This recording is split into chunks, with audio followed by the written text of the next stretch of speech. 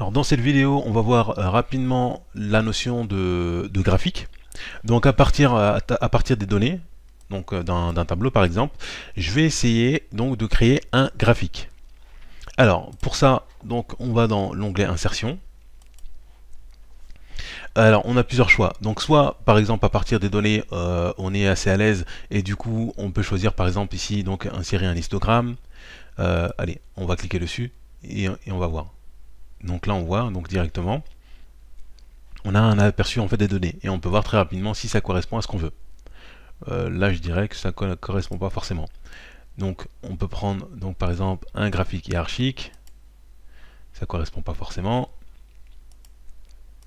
Les secteurs, voilà. Alors ce qu'on peut faire en fait également, c'est cliquer sur graphique recommandé. Donc ça c'est bien. Donc il nous fait en fait des propositions. Donc vous voyez, donc ici on a donc il nous propose un histogramme groupé. Mais là, pour revoir rapidement la notion de mon tableau, donc j'ai une colonne famille et une quantité vendue. Donc là, j'ai plusieurs lignes de cuisine. Voilà, donc c'est des colonnes en fait que j'ai récupérées ici. Voilà, j'ai fait un copier-coller. Donc j'ai les cuisines et j'ai plusieurs lignes qui correspondent aux salles de bain. Alors là, c'est un petit peu spécifique. Donc là, on va dire que le graphique qui va correspondre le mieux, ça sera ça. Pourquoi? Parce que du coup, toutes les lignes en fait de cuisine, il va les additionner. Toutes les lignes de salle de bain, il les additionne. Et du coup, là, on a la somme des quantités vendues totales. Donc voilà, donc ça c'est l'intérêt de prendre un graphique recommandé. Et dans ce sens, on va prendre donc le graphique en fait qui nous correspond le mieux.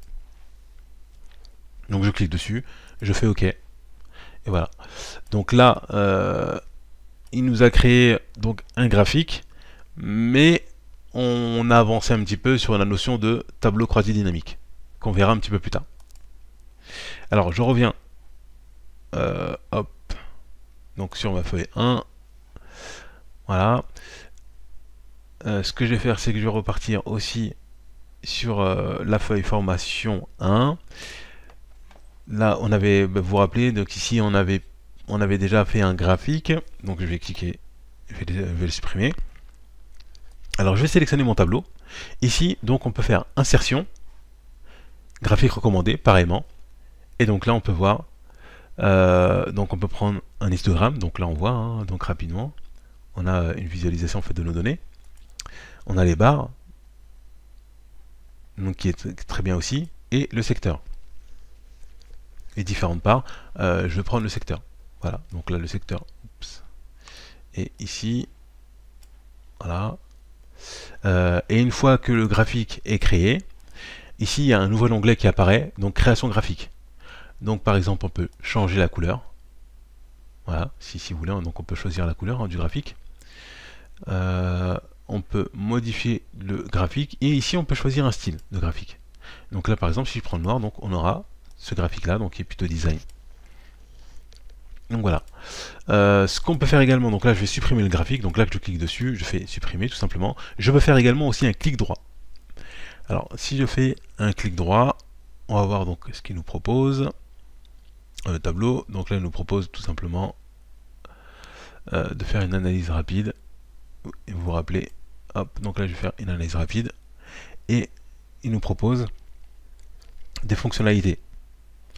Donc voilà, le jeu d'icônes qu'on avait vu, donc la mise en forme, conditionnelle, et donc là on a aussi la notion de graphique Sparkline, on a donc les tableaux, il peut nous faire les tutos, mais ce qui nous intéresse nous ici en fait ce sont les graphiques.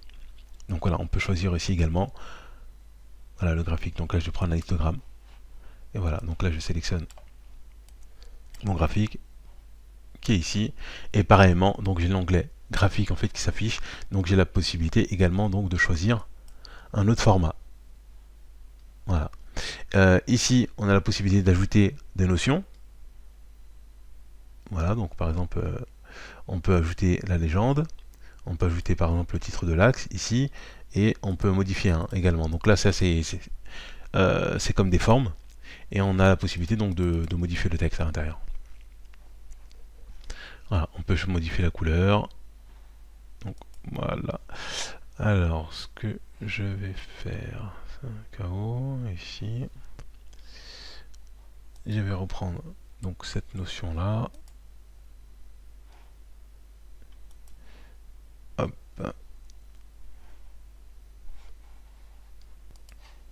Ok. Donc ce que je vais faire là, je vais créer rapidement un tableau. Donc on va mettre service.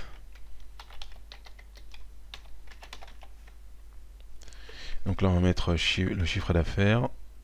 Donc chiffre d'affaires pour le mois de janvier. On va mettre CA février. Non, on va mettre l'année. Par exemple, voilà, 2019, 2020, CA, donc 2021. Donc les C annuels, on va mettre le service informatique. Donc les ventes. Marketing. Voilà. Et ici, donc on va mettre le chiffre d'affaires donc annuel, disons 22 000 euros.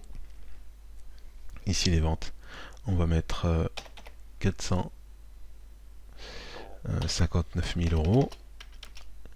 Ici marketing, on va mettre, bon, on va doubler, on va mettre voilà, 750. Et ici marketing, on va mettre 572 000 euros. Ici en CA, donc en 2020, on va mettre 56 000 euros. Ici, on va mettre donc 600 000, 500 000. Et là, 2020, bon, ça sera un prévisionnel, on va dire. On va mettre également à 60 000. Ici, les ventes, on va baisser à 590 000. Et ici, pour la partie marketing, on va le remonter à 65 000. Voilà. Donc là, on a l'évolution donc du chiffre d'affaires par service et par année. Ce qu'on peut faire, c'est rapidement mettre en forme, donc sous forme de tableau. Donc c'est très bien. Voilà, donc j'ai la plage, j'ai bien les en-têtes. Donc là, on est bon. Très bien.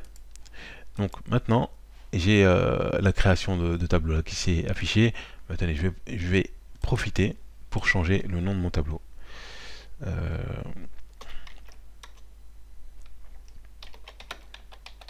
C'est un par service.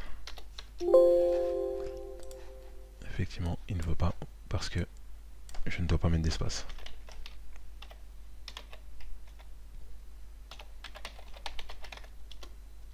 Voilà, donc là on est bon.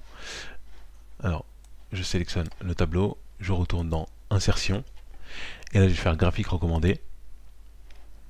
Et donc là on voit que j'ai la possibilité effectivement donc de prendre plusieurs éléments. Voilà pour la partie comparative. Voilà, donc si je prends ça, voilà, j'aurai ce type de graphique donc en histogramme. Je peux également donc choisir un style. Voilà.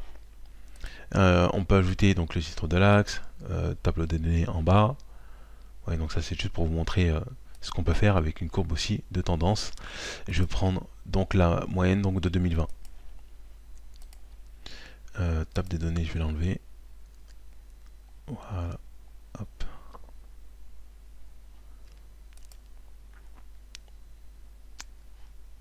Ok, donc très bien. Donc voilà pour la partie graphique. Et on verra dans une autre vidéo, lorsqu'on aura entamé donc la présentation du tableau croisé dynamique, comment faire des graphiques avec la partie tableau croisé dynamique.